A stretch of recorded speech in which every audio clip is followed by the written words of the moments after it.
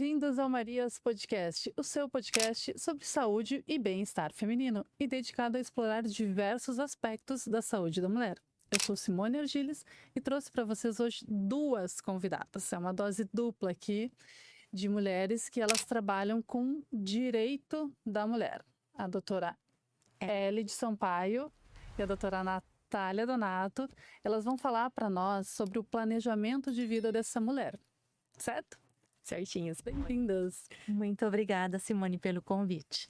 Nós agradecemos estar aqui, contribuindo, com o direito das mulheres, advogadas tentando trazer aqui esse conceito de planejamento de vida da mulher, que é muito importante. É o prevenir o problema e não remediar o problema, né? Porque geralmente a gente procura advogados quando a gente já está com problema, né? Isso, somente no problema. Muito interessante. Vamos lá. Então, conta pouquinho para nós. A ideia é justamente essa, Simone. É que a gente tenha uma assistência preventiva para evitar futuros conflitos, né? Então, evitar futuros problemas. Então, a nossa ideia desse planejamento de vida é auxiliar as mulheres desde o início de um relacionamento. Então, quando ela inicia um namoro, né, que vai fazer a preparação para o casamento, qual é a escolha do regime de bens? Sim. Como que ela escolhe esse regime? O que a escolha do regime vai influenciar no dia a dia dela? Né? E daí a gente deseja que esse casamento seja um casamento eterno. As pessoas casam para serem felizes. Exato. Mas às vezes as pessoas se divorciam para serem felizes também. Acontece. Então, quando isso acontece, a gente percebe que às vezes a escolha do regime não foi a melhor escolha naquele momento. E daí a mulher normalmente é quem sai prejudicada nesses casos. E daí a gente tem a questão familiar, como que a gente pode prevenir isso, e a questão previdenciária também. Ah, são situações diferentes. Sim. Aí falando da mulher que está em casa, que trabalha em casa, né? Essa mulher, ela fica um pouco vulnerável a esse tipo de situação, né? Isso, exatamente, Simone. E conhecimento é poder. Então, Claro. quando a gente conhece os nossos direitos, é muito importante que você consegue prevenir e antecipar, né, de uma certa forma, que os problemas aconteçam de uma forma mais leve, vamos se dizer assim. Sim. E hoje, o que acontece muito no previdenciário, que é a minha parte da especialidade dentro do direito, atendendo essas mulheres, é que lá no final, nos 62 anos, quando elas vão ter o direito à aposentadoria, e a gente volta para o histórico contributivo dessas mulheres, as mulheres em si, né, historicamente no Brasil, têm menor tempo de contribuição, menor tempo contribuído para o INSS.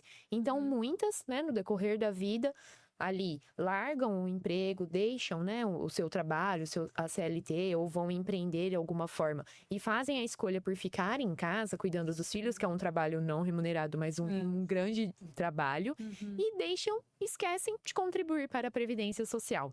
E aí, nesse momento, a gente pensa, olha, é algo que a gente tem que pensar lá atrás, no momento em que a gente faz essa escolha de realmente, né, deixar o mercado de trabalho e tem essa opção de ficar em casa, mas não deixar de contribuir para o INSS. Isso tem que ser conversado com o cônjuge. Não necessariamente, né? Ali eu acho que vai das finanças, né, do casal, mas existem diversas formas de contribuir para o INSS. São alíquotas que vão de 5% até 20%. Então, é muito acessível também, né? Então, algumas das nossas clientes falam, eu já embuto, né, o valor da minha contribuição previdenciária ali nas despesas do lar. E é exatamente isso. Por quê? No momento em que essa mulher passa por uma cirurgia, até uma cirurgia eletiva, ela pode se afastar pelo INSS, receber benefício previdenciário e não só a gente pensar nessa aposentadoria lá na frente. Então, é realmente um direito onde essa mulher vai ficar totalmente equiparada e dentro de uma previdência social. Ainda que ela tenha uma privada, mas a social também ela consegue garantir. E nessa questão, quando a gente ainda fala do direito previdenciário, Simone, a gente tem, assim, uma questão. É só para a mulher rica, né? Para a mulher que tem uma condição?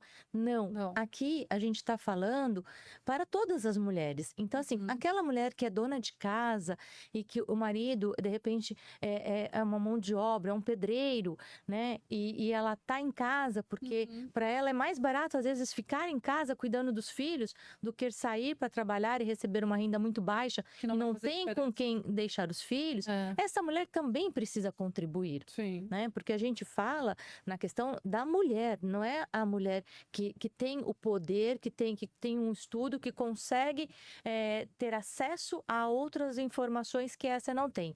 Então, é para todas as mulheres. Para as mulheres que já têm um acesso a uma informação, e daí o nível, né, a gente fala assim, o patrimônio é maior, essas precisam tomar um cuidado ainda maior, ainda maior. Porque assim, as pessoas têm medo, às vezes, enquanto estão noivos, de falar assim, qual regime nós vamos casar? Sim, Né? existe um tabu. em Existe um torno disso. tabu, elas têm receio de falar assim, vamos casar com o regime da separação. Ai, mas parece que eu não amo se é o regime da separação.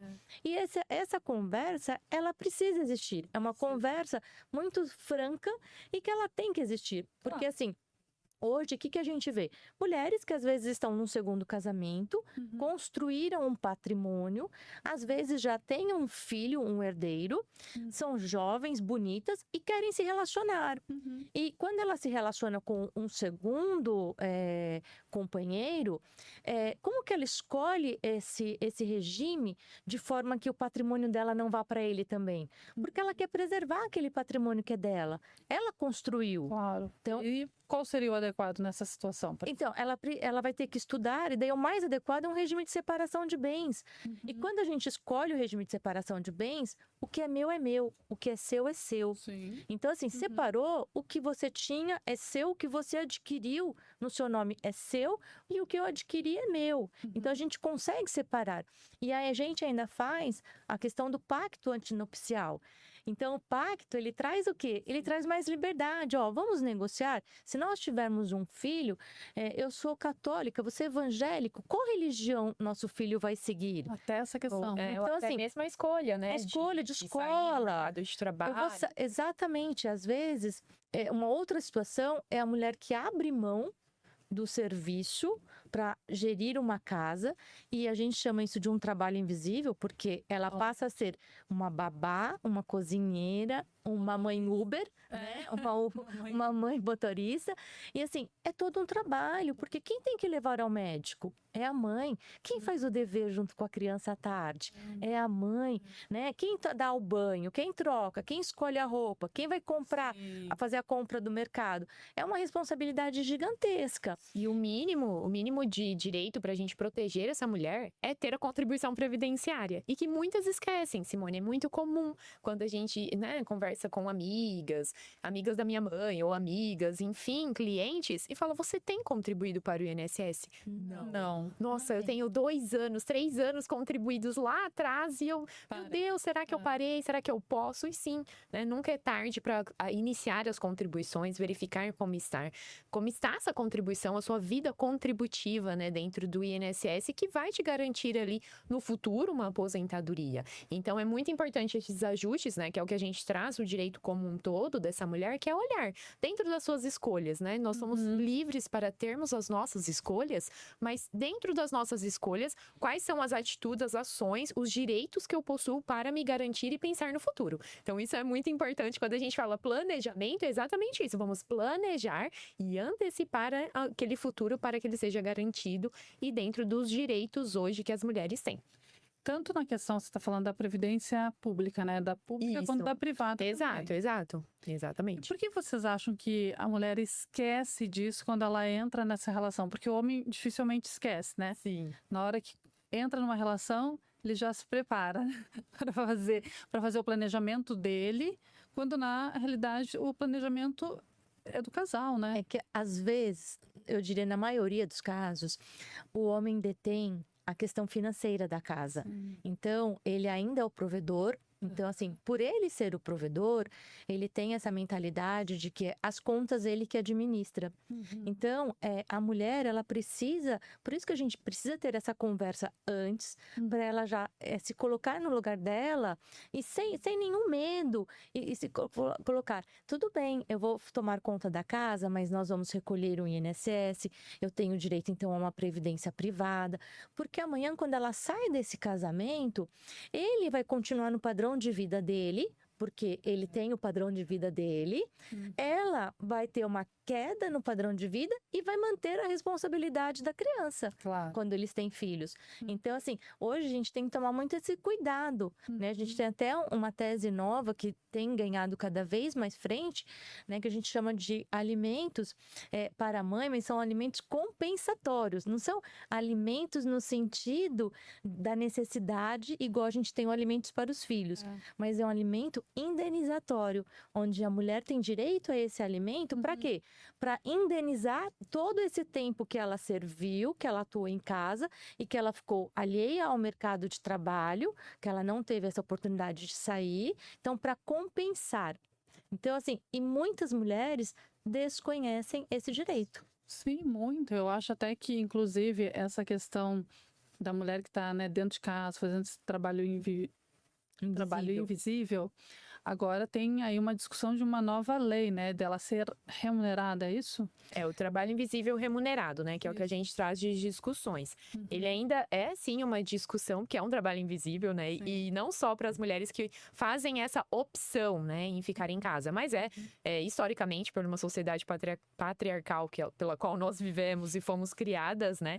Sempre recai sobre a mulher esse trabalho invisível. Então, há estudos mesmo. Tem um estudo muito grande, que é do Fink e Olga, inclusive, que o aumento, né, da sobrecarga feminina, do trabalho invisível da mulher, ele aumenta quase de 20 horas semanais, né, o tanto de trabalho a mais que a gente tem de um homem dentro de um lar funcional.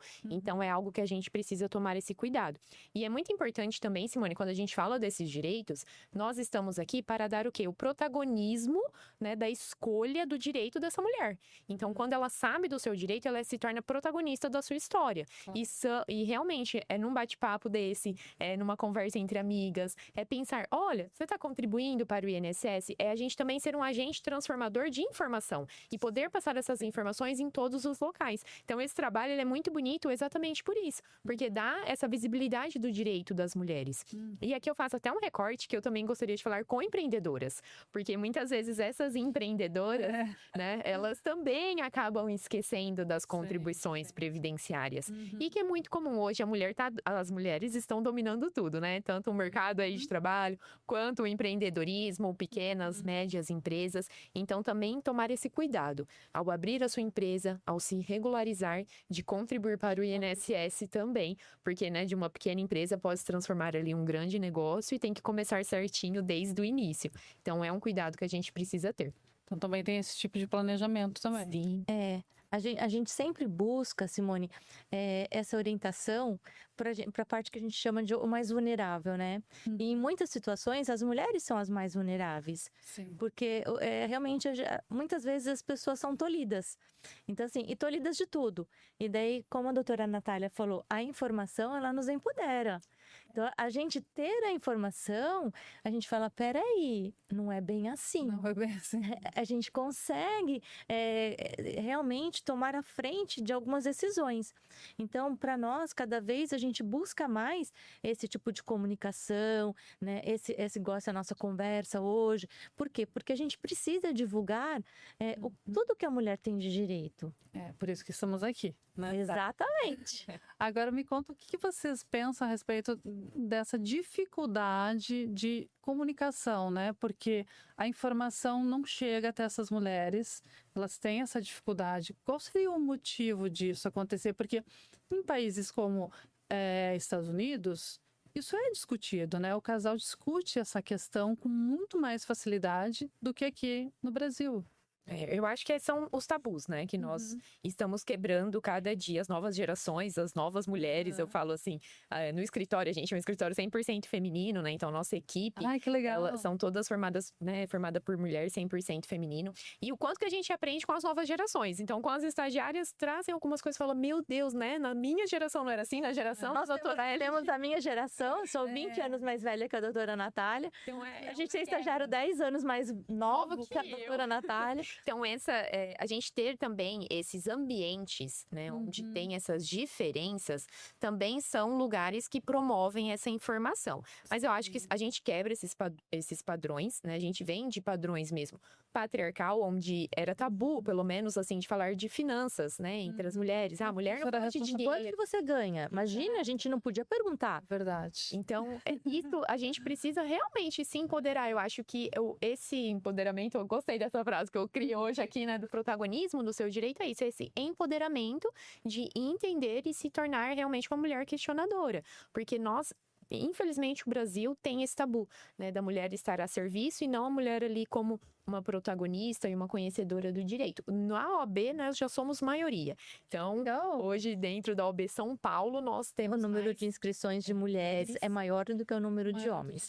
Tem mais mulheres advogadas do que advogados. Mais mulheres fazendo direito.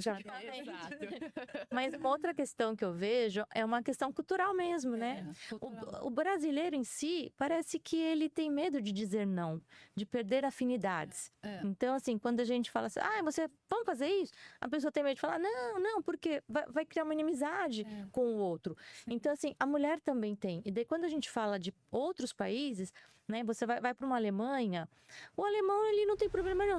Vamos fazer isso? Não. É verdade. Mas por que não? Então, assim, a gente precisa aprender a colocar a nossa vontade, né? E muitas vezes se posicionar. Então, assim, o nosso trabalho é justamente esse. Nós também podemos dizer não. Exatamente, porque antes a mulher não podia dizer nada. Exato. Não era nem não, né? Escolha, né? Escolha. Era só sim, né? Só sim. Hoje a gente também pode dizer não. Pode dizer não. Essa palavra eu achei ótima. Empoderamento acho que está muito comum já, mas protagonismo. Eu achei muito legal. E eu sei que teve aí uma alteração na lei, né? Foi em 2019. Isso, da reforma. Isso favorece esse, digamos, equilíbrio entre os gêneros ou desfavorece? Bom, o que acontece? Antes, a idade mínima para a mulher se aposentar era de 60 anos, né? E dos homens, 65. Então, nós tivemos, sim, um aumento ali da idade da mulher, que antes era 60, foi para 62, nessa tentativa da igualdade de gênero. No entanto, né, historicamente, conforme eu falei, as mulheres, elas têm muito menos tempo de contribuição que os homens, né? E o trabalho nosso invisível, que é o trabalho não remunerado por todo, né? Todas as pesquisas demonstram que nós trabalhamos muito mais. Então, essa diferença da idade, ela tem que acontecer para ter uma igualdade. Por mais que muitas pessoas, as mulheres precisam ter a mesma idade do homem, ter essa equiparação de forma igualitária. Mas a igualdade é exatamente isso. Acontece que, né? A gente só vai ter uma igualdade formal quando os desiguais conseguem se manter nessa mesma igualdade. Então, é muito importante ter, sim, essa diferença de idade. E um detalhe importante, que é algo que bem relacionado à idade e essa diferença de igualdade entre homens e mulheres, Simone, eu falo exatamente aqui para quem tem a possibilidade de trabalhar de forma especial. Então, médicas, dentistas, enfermeiras, né, mulheres que estão ali num trabalho que já teria, né, uma vantagem de menor tempo de contribuição pela especialidade, por estar diante de realmente agentes ali nocivos à sua saúde, nós não tivemos ali. Teve a criação da idade mínima, mas uma idade mínima única para homens e mulheres. Isso não foi observado na legislação. Então, esse é um cuidado aí que eu falo exatamente para esse público, né? Quem trabalha em hospital e tudo mais, não vai ter uma diferença de idade entre homem e mulher com a nova regra em 2019. Então, a gente tem essas diferenças, infelizmente. Então, você pensar na sua aposentadoria, né, como uma mulher hoje trabalhando, de qualquer idade, não há uma idade mínima para a gente poder pensar nessa aposentadoria e entender quais são os seus direitos, a depender da idade, o enquadramento e tudo mais que nós temos hoje na Previdência Social. Legal, então vocês sugerem que isso aconteça cedo, no início da vida dela. Exatamente. Quando ela já se torna maior de idade, ela começa a estudar, trabalhar, ela já começa a fazer esse planejamento de vida. Sim. Exatamente. Se ela fizer o planejamento de vida que a gente chama, ela se preparar, por exemplo, se ela é uma CLT, automaticamente ela já está contribuindo. Mas se ela conseguir ainda assim contribuir voluntariamente para uma previdência privada, ela também vai se garantir uma independência posterior. E além disso, é aquela conversa que a gente fala, ela tem que escolher essa conversa, escolher o regime de bens mais adequado quando ela vier para o casamento. Porque às vezes ela constrói um patrimônio e vai dividir com o outro. Às vezes o outro constrói um patrimônio com a ajuda dela e quando acaba ela não leva nada. Então a gente precisa entender quais são as vantagens para a mulher. O que é melhor? Então, é esse bate-papo, é essa orientação que é muito importante. E ela é importante que ela ocorra antes do problema. Exatamente, porque a gente consegue, se escolhe antes, a gente evita um problema futuro. E como funciona essa questão do pacto versus o regime de bens que é adotado? Porque tem uma diferença, né? Uma é o Estado que controla, a outra o próprio casal que vai controlar. Na verdade, é sempre particular. Então, o que acontece? Quando nós temos a escolha do regime de separação de bens ou universal de bens, o que é universal? O que eu já tinha e o que você já tinha vai se comunicar.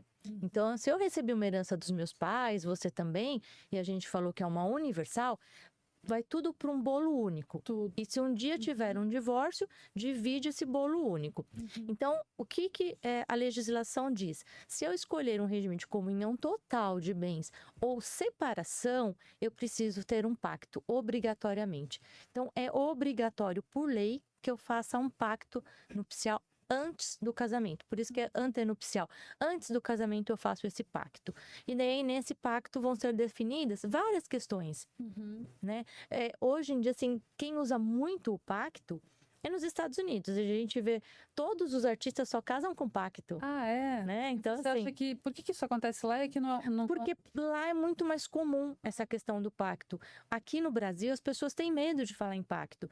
E as pessoas não têm informação. Então, hoje, se você vai num cartório, o cartório vai falar assim, bom, o regime que nós temos opcional é o regime da comunhão parcial de bens. Mas o que é esse regime? O que é seu, o que é dele, o que vocês construírem juntos é dos dois. A pessoa fala, tá justo, tá bom. Regra. Tá tirando aí do caminho, né? Acontece que um trabalha mais que o outro, um constrói, e assim, não vai ter essa divisão. Então, as pessoas precisam entender qual é o melhor regime para elas. Às vezes a gente tem casais que pensam assim, eu não tenho nada, você também não tem nada. Então eu junto o nada com nada e vamos casar pelo regime da comunhão.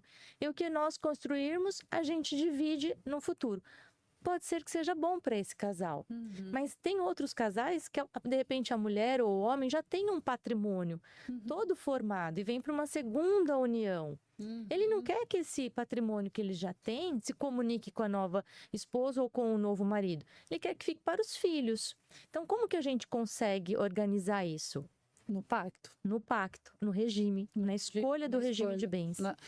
Na hora que faz o pacto, antenupcial também tem que fazer a escolha desse regime? Isso.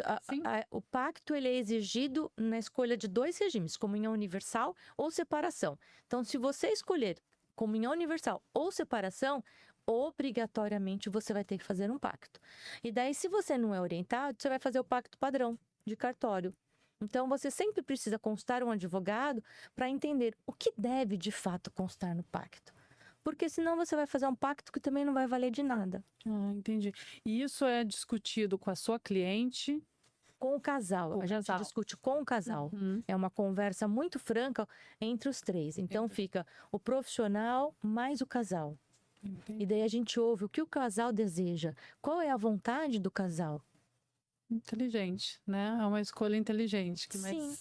Digamos, mais tranquilidade, eu acho que isso deve gerar até uma certa segurança para esse casal, porque quando você está comunicando, informando quais são, né, suas vontades, como você falou, qual é a vontade desse casal, né? Tudo fica mais fácil, né, nessa relação. E não é que signifique menos amor. Não tem nada a ver com, às vezes, exatamente, é mostrar, assim, um maior amor pelo outro. Eu estou fazendo isso justamente para te proteger.